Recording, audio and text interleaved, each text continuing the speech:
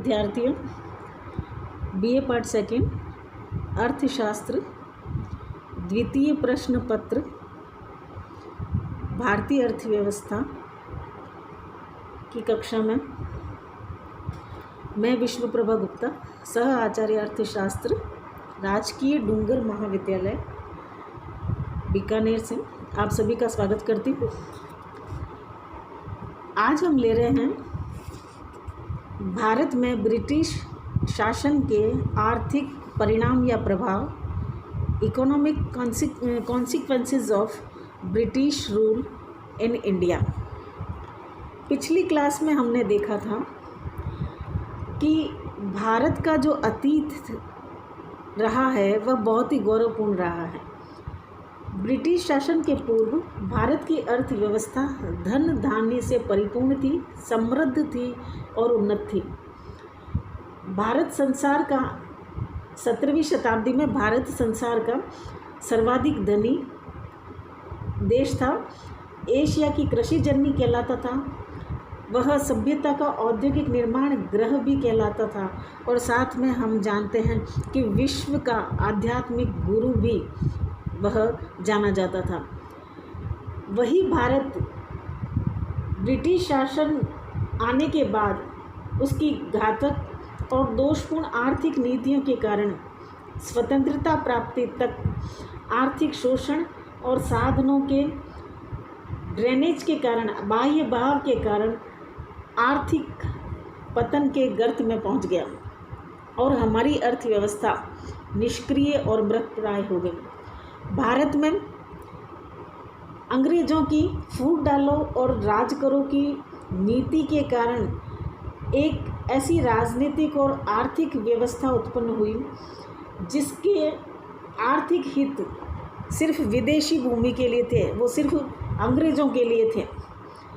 British शासन के 200 वर्षों में भारत जो था, जहाँ पर वह सर्वाधिक संपन्न राष्ट्र था, वही राष्ट्र कंगाली, भूखमरी, बेकारी और आर्थिक निष्क्रियता के कगार पर पहुंच गया। ब्रिटिश शासनकाल के अंतर्गत भारत पर कई तरह के प्रभाव पड़े, जिनको हम निम्न बिंदुओं के रूप में हम स्पष्ट कर सकते हैं। सबसे पहला बिंदु हम भारत के अंदर ब्रिटिश शासन के जो प्रभाव थे उसमें हम ले सकते हैं ग्रामीण सामाजिक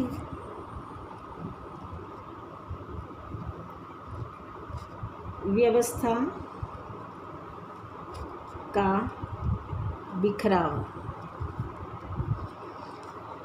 disintegration of village community system. पिछली क्लास में हमने देखा था कि ब्रिटिश शासनकाल से पूर्व गांवों की जो सामाजिक व्यवस्था थी वो बहुत ही सुखद व्यवस्था थी, जिसमें सभी लोग आपस में सहयोग, सहिष्णुता और एकता के साथ रहते थे। किंतु ब्रिटिश सरकार ने दोषपूर्ण भूमि व्यवस्था लागू कर दी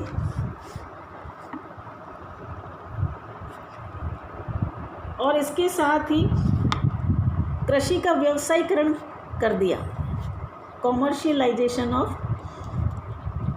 एग्रीकल्चर, जिसके कारण से जो सहिष्णुता और सहयोग की भावना थी वह धीरे धीरे समाज में ख़त्म होने लगी। दोषपूर्ण भूमि व्यवस्था के कारण किसानों का शोषण होने लगा और गांवों में दो वर्गों का जन्म हुआ, जिसमें से एक वर्ग शोषक और दूसरा वर्ग शोषित हो गया और एक दूसरे के वे विरोधी बनते चले गए। दूसरा प्रभाव हमें देखने को मिलता है कृषि क्षेत्र में दोषपूर्ण भूमि व्यवस्था, डिफेक्टिव लैंड टेन्योर सिस्टम तथा कृषि का व्यापारीकरण यानी कि कॉमर्शियलाइजेशन ऑफ एग्रीकल्चर, कृषि का व्यापारीकरण या व्यवसायीकरण। ब्रिटिश शासन के प्रारंभिक दौर में ईस्ट इंडिया कंपनी ने जो नीति बनाई, उस नीति में अधिकाधिक जो लैंड रेवेन्यू था उसको अधिकाधिक मात्रा में लेने की नीति उन्होंने बनाई, जिसके परिणाम स्वरूप हम देखते हैं कि 1793 में बंगाल और उसके आसपास के क्षेत्रों में और बाद में सभी राज्यों में जमींदारी और जागीरदारी प्रथा उत्पन्न हुई, जो कि कृषि के पतन के लिए उत्तरदायी रही। मुंबई और मद्रास में रेतवाड़ी प्रथा हुई, जिसमें भूस्वामी को लगान जमा करने का उत्तरदायित्व सौंपा गया। इन दोनों प्रथाओं से ब्रिटिश सरकार ने अपने शासन के एक तरह से हम कहें कि चमचों को उत्पन्न कर दिया या पुट्ठुओं को उन्होंने तैयार कर दिया, और दूसरी ओर उनके द्वारा जारी भू राजस्व वसूली से किसानों के जो किसान थे उनका शोषण शुरू हो गया। इन शासकों और जागीरदारों की जो रुचि थी उनका सिर्फ एक ही मतलब था कि अधिकाधिक लैंड रेवेन्यू ली जाए, अधिकाधिक भू राजस्व इकट्ठा किया जाए, कृषि के विकास की और न ही और कृषि के विस्तार की ओर उनका कोई ध्यान नहीं था। सिंचाई सुविधाओं की दृष्टि से देखें तो कृषि योग्य भूमि के केवल 20% भाग में सिंचाई सुविधाएं उपलब्ध थी। इन सब कारणों से स्वतंत्रता प्राप्ति के पिछले 40 वर्षों में जहां जनसंख्या में 40% की वृद्धि हुई थी,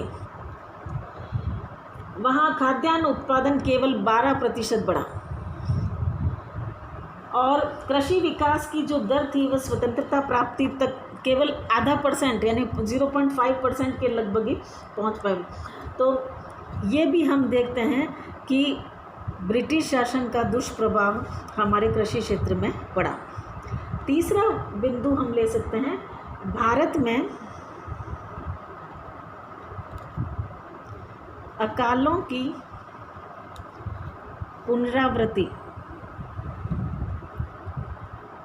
फ्रीक्वेंट फेमिन्स इन इंडिया। जब अंग्रेजों के द्वारा दोषपूर्ण कृषि नीति अपनाई गई, कृषि का व्यापारीकरण करने पर जोर दिया गया, दोषपूर्ण भूमि व्यवस्था से शोषण उत्पन्न हुआ, देश के लघु कुटीर उद्योगों का पतन शुरू हुआ, साथ ही कृषि उत्पादन का स्तर नीचे गिरने लगा, और उसी समय हम देखते हैं कि अकालों की जो है, इन सब कारणों से अकालों की पुनरावृत्ति होने लगी। बार बार हमारे देश में अकाल आए, जिसके कारण से अर्थव्यवस्था जो है पूरी तरह से लड़खड़ा गई। ईस्ट इंडिया कंपनी का जब शासन था तो 1765 से 1858 के बीच 12 भीषण अकाल आए।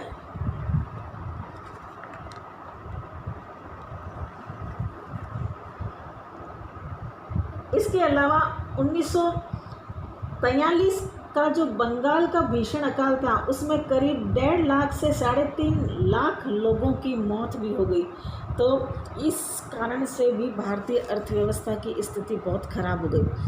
चौथा बिंदु हम लेते हैं, ब्रिटिश शासन काल में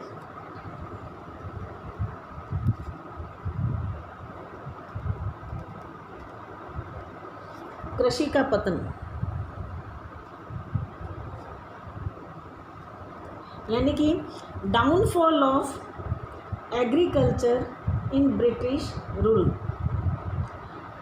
अंग्रेजों की जो नीति थी वह सिर्फ थी कि अपने देश को फ़ायदा पहुंचाना, और इस नीति के तहत उन्होंने भारतीय संसाधनों का बेहद दुरुपयोग किया।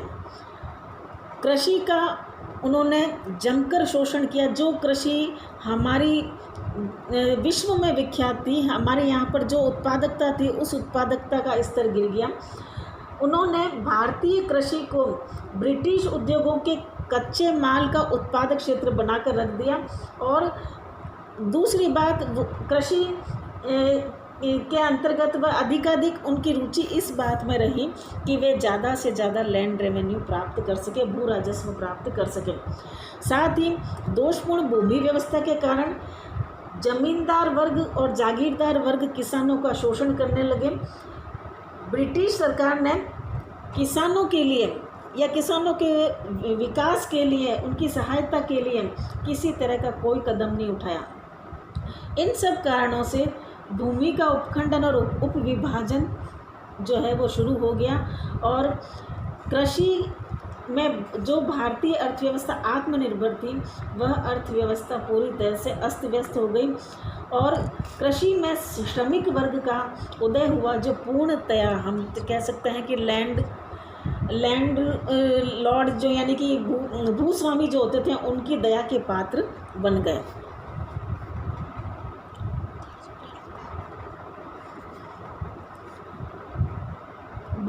नेक्स्ट है ब्रिटिश शासनकाल में उद्योग व हस्तकलाओं का पतन, downfall of industries and handicrafts in British rule. पिछली क्लास में हमने देखा था कि भारत जो था वह अपनी हस्तकलाओं के लिए विश्व में विख्यात था और विदेशी हमारी कलात्मक वस्तुओं के लिए जो है उनको प्राप्त करने के लिए काफ़ी उत्सुक रहते थे और हमारे यहाँ की बनी चीज़ों को प्राप्त करने में और उनका उपयोग करने में वो फ़ख्र महसूस करते थे। लेकिन अंग्रेज़ों की दोषपूर्ण आर्थिक नीतियों के कारण, दोषपूर्ण औद्योगिक नीति के कारण हमारे उद्योग और हमारी हस्तकलाएं दोनों ही पतन की गर्त में चली गई। ब्रिटिश शासक एक तरह से हम कहें तो उद्योगों का खून करके उनकी लाश पर अपनी औद्योगिक क्रांति की सफलता का ताजमहल खड़ा करना चाहते थे। यही कारण था कि उन्होंने अपनी औद्योगिक क्रांति की सफलता के लिए भारत को कच्चे माल का उत्पादक देश और अपना निर्मित माल यहाँ पर बेचने के लिए उन्होंने इसे अपने माल को बेचने वाला उपभोक्ता देश बनाने का प्रयास किया। यानी कि वो हमारे देश से सारा कच्चा माल लेके जाते और वहाँ पर वस्तुएं बना के निर्मित माल हमारे ही देश में खपाने के प्रयास करते और ऐसा करने के कारण जो है हमारे उद्योग धंधों पर बहुत बुरा प्रभाव पड़ा। इसके अलावा हस्तकलाओं में जो दस्तकारी का कार्य करने वाले व्यक्ति थे उनके साथ उनका जो व्यवहार था वो बहुत ही बुरा था। बर्बरतापूर्वक वो उनको यातनाएं देते थे और कलात्मक वस्तुओं के निर्माण को किसी भी तरह से उन्होंने जो है प्रोत्साहन देना तो दूर रहा बल्कि उसको बंद करने में कोई कसर नहीं छोड़ी। इसी तरह से भारत के निर्मित माल के निर्यात में उन्होंने कई रोड़े अटकाए, क्योंकि हम देखते हैं कि ब्रिटिश शासनकाल से पूर्व भारतीय निर्यात बहुत अधिक था और आयात हमारा बहुत कम था। लेकिन भारत से निर्मित माल जो भी ब्रिटेन में जाता तो वहाँ पर वो उसको काफ़ी रोड़े लगाते, उन पर प्रतिबंध लगाते, जिसके कारण से भारत के औद्योगिक निर्यातों में कमी आई। इसके अलावा जो संरक्षण जो है हस्तकलाओं को पहले राजा महाराजाओं के द्वारा मिलता था वो भी ख़त्म हो गया, जिसके कारण से घरेलू उद्योगों का पतन भी हुआ और साथ ही हमारी हस्तकला का भी पतन हुआ।